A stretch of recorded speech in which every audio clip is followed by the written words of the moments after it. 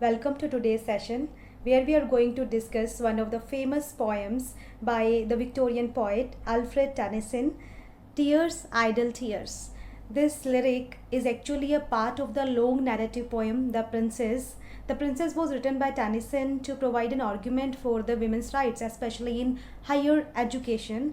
But if anybody has not read The Princess, then to this lyric, Tears, Idle Tears, can be understood well, as it is a song sung by one of the court maidens on the command of Princess Ida when they wanted to pass their time after a break from their studies. And one more fact should be kept in mind, that this lyric, Tears, Idle Tears, was written by Tennyson just after his visit to Tintern Abbey.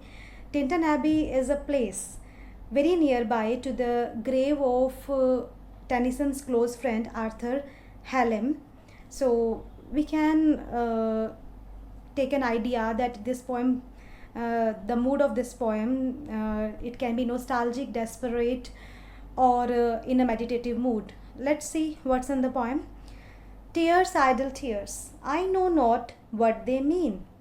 At the very outset, speaker is saying that my eyes are tear up, but I don't know the cause. That's why these tears are idle. I don't know the cause, I don't know the source of these tears, so these tears are idle, which has no significance or no thought behind. So क्या adjective दे दिया गया है tears को? Idle. I know not what they mean. And the second line, tears from the depth of some divine despair. Now it seems that speaker is trying to know the reason. She is investigating that how come that tears appear in my eyes, and I don't know the proper or specific reason. So she is now investigating, or she wants to know, she is conjecturing that these tears can be from the deep recesses of my heart, and from the very deep disappointment or any despair which can be heavenly. Now these two lines, if you see carefully, then in the very first line she is saying that my tears are idle, I don't know why, and in the very next line she is giving them heavenly quality. So here is a paradox. This poem is full of paradoxes. I should tell you what is paradox. Paradox एक self contradictory term होती है, statement होती है, and एक ही statement में दो contradictory talks होती हैं. अपेरेंटली वो कॉन्ट्राडिक्टरी लगती हैं, but at the same time they are true. जैसे कि इन दो लाइन्स में आप देखिए कि फर्स्ट लाइन में टीयर्स आइडल है and we are agree because speaker is saying I don't know what they mean. In the second line she is saying that it can be from any divine despair. Idol और divine को juxtapose या एक ही बार में एक ही बात में बोला जा रहा है कि वो आइडल भी है और डिवाइन भी है. डिवाइन जो है उसको हम जॉयफुल, डिलाइटफुल या something which is very grand से हम एसोसिएट करते हैं, और यहाँ पे आइडल और डिवाइन एक ही बात में ये बोल रहे हैं. So here is a paradox and we are agree they are true also. The statement is true, and we are going to find many paradoxes in this poem. Let's proceed. Rise in the heart and gather in the eyes. So here she is saying that this sadness at first rose in my heart, and then it comes up to my eyes, and then it takes a form, it materializes in the form of tears in looking on the happy autumn fields. And how now there's a revelation. Now she is unfolding line by line that how come the tears come in her eyes in looking on the happy autumn fields. That when she looked upon on the happy autumn fields, and so again there is a paradox that if autumn fields were very happy, then why she feels sadness, why there are tears in her eyes in looking on the happy autumn fields. Next line, and thinking of the days that are no more. When she looks on the happy autumn field, there is a remembrance. She at once she feels, or there is a memory comes in her mind that those days which are no more now, those past days. She is reminded of those past days which are no more now, which have gone away. So those bygone days, she is reminded of those bygone days when she looked upon the happy autumn fields, and the sadness rises in her heart, and it comes in the form of tears.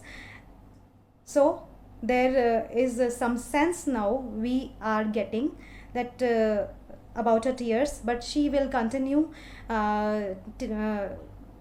think upon the reason or source of tears. Next, fresh as the first beam, glittering on a sail. Now in this line, she is comparing the tears to the sunbeam, the first sunbeam, that these tears are as fresh, as reinvigorating, as rejuvenating as the first sunbeam. First sunbeam, it is which sunbeam? That first sunbeam which hits on a sail, glittering on a sail, which shines on a ship.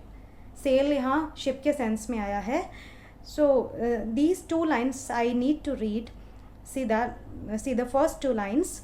Fresh as the first beam, glittering on a sail that brings our friends up from the underworld. This ship is that ship which brings, which carries the dead friends back from the underworld. So this ship is a ship of hope, which can bring the speaker's dead friends from the world where his friends have gone, his or her, the poet or the maiden. Fresh as the first beam. Again, these tears are as fresh as the first sunbeam which hits upon the ship. Which brings our friends from the underworld. Now in the third line, here I want to clear that there is an allusion and there is simile too, but these all rhetorical or stylistic devices, as you know, that we are not going to discuss here. We will discuss it in the next video. So let's proceed. Sad as the last, which reddens over one that sinks with all we love below the verge. Now these tears are fresh, and these tears bring sadness too. Sadness, like these are as sad as the last sunbeam. Last sunbeam, the time when sun sets and the sky becomes red. Sad as the last, which reddens over one, and the last sunbeam which reflects upon that ship, that sinks, which takes away all those whom we love, which takes away the ship, which takes away all those whom we love below the horizon, or up to the horizon, and they fades away. So there is a imagery which speaker is presenting, that these tears are as fresh as the first sunbeam which shines on the ship. The ship, in the first two lines, the ship is is a ship of hope which can bring the dead friends back. But in the third line, these tears are as sad as the last sunbeam which reflects on that ship, which takes away all those we love. So sad, so fresh, the days that are no more. So these tears are giving the feeling of sadness and freshness at the same time. And when the speaker thinks about those days which are no more. So here is a paradoxical nature of memory. That memory, when it happens, when we remember someone, when memory occurs in our mind, then at once we feel elated. When we remind someone or any good moment or happy moment, we feel nostalgic. But at the very next moment, we feel that these memories, these persons are no more now. The absence gives us pain.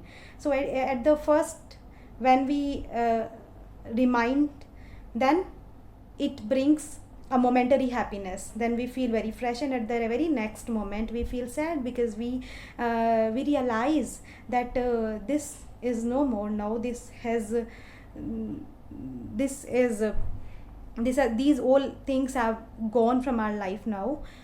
Next, sad and strange as in dark summer dawns, the earliest pipe of half awakened birds to dying ears.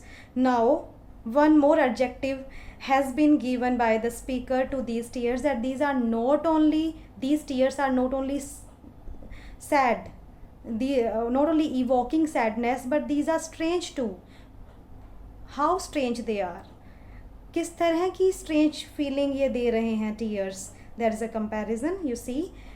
Sad and strange. Strange as in dark summer dawns, जैसे कि summer में dawns mornings, morning जब dark होती है, when there is not complete daybreak, it is a little dark, twilight होती है, and dark summer dawns, morning is yet to happen.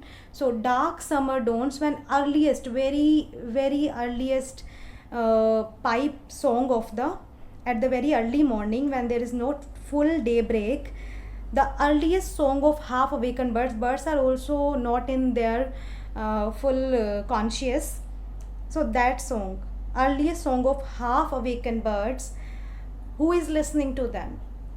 There is a dying person, dying ears, the person who is on his deathbed, and that person is listening these birds, because these birds are the symbol of the arrival of new day. But this coming of new day has no significance for the dying person, because he is dying. So the arrival of new day, by listening the song of birds, seem to him very strange. It seems to him very futile. So जैसे कि एक dying ear को, dying person को, जैसे जब वो इस तरह की early in the morning song सुनता है, and he feels a very strange sheer futility of that song, same strangeness the speaker is feeling. He just wants to articulate his, speaker जो है वो अभी वर्ड्स दे रहा है या इमेजरी दे रहा है, so that he can give a sense to what he feels at this moment. When, one more imagery, when unto dying eyes, जब the person who is dying, and when he sees what he sees, when unto dying eyes the casement slowly grows a glimmering square. So when a dying person sees the window, देखता है window को, और through that window sunlight is entering, sunlight is infiltrating through that window, और जो वो window है, that window is not seeming to him in a proper shape, it is just growing like a glimmering square, एक shining square उसको लग रहा है. So when unto dying eyes, जब एक dying eyes को window के through एक shining square दिखता है window, because through the window sunlight is entering, and the person who is dying, his senses are weakening, उसके senses कमज़ोर हो रहे हैं, and he is not able to make complete picture. Dying eyes, dying ears, how strange he feels on the deathbed when he listens or when he sees something.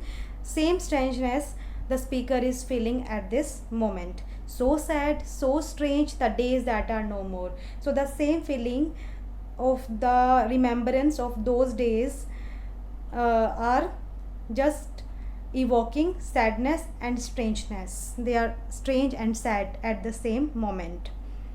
Last stanza, after death. These tears are as dear, as rare and treasured as the remembrance of the kisses by someone who is already died. So these tears are as dear as the remembrance of the kisses by someone who is no more, and sweet as those by hopeless fancy faint on lips that are for others.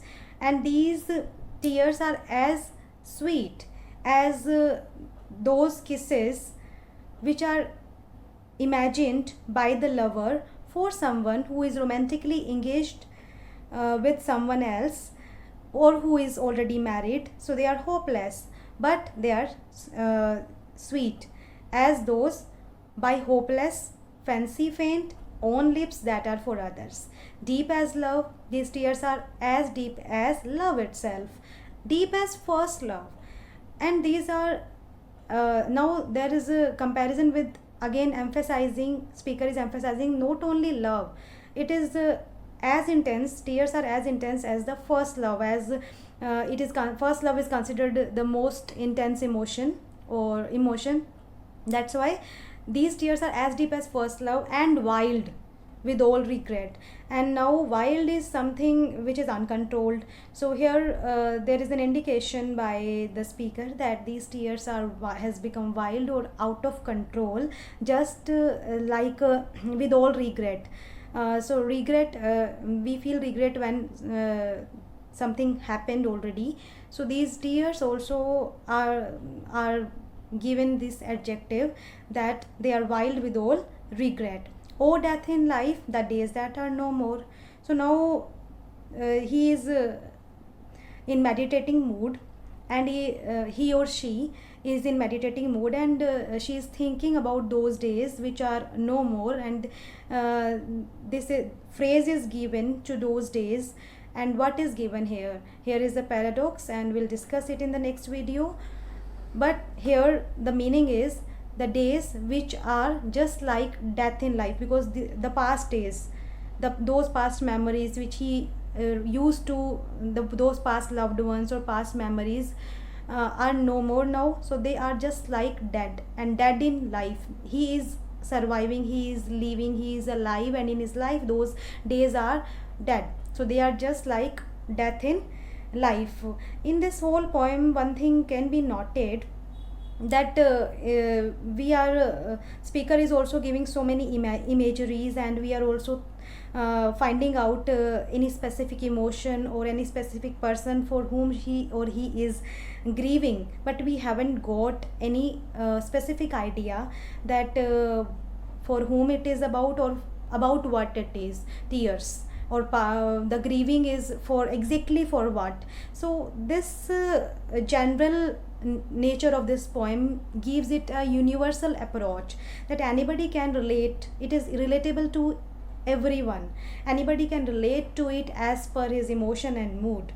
So this is the universality of this poem. And thank you for your watching.